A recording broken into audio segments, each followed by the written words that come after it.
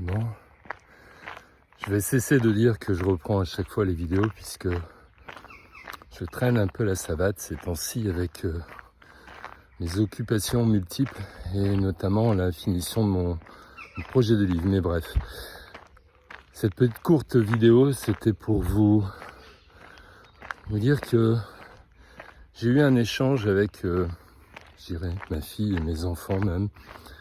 Et je me suis rendu compte que mes propos étaient tournés autour du fait que j'étais fier d'eux et j'avais envie de le dire, de témoigner. Donc ce que je dis à ma fille, c'est ma chérie, je suis très fier de toi, très fier de ce que tu es. Et à un moment donné, j'ai ressenti la nécessité de rectifier un peu ce que je disais parce que je craignais qu'elle soit fixée sur le fait que j'étais fier d'elle, de son diplôme dernièrement acquis, de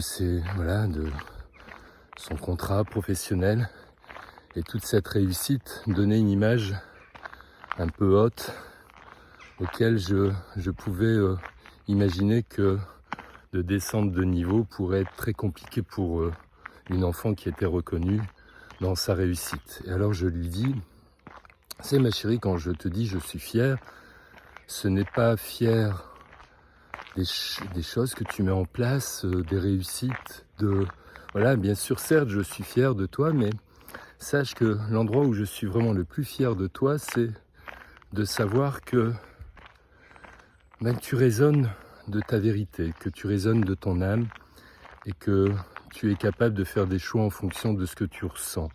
Et ce que tu ressens, pour moi, c'est bientôt le plus important comparé à ce que tu réussis ou pas dans ta vie. La réussite ou la défaite ne sont que des représentations très limitées d'un individu.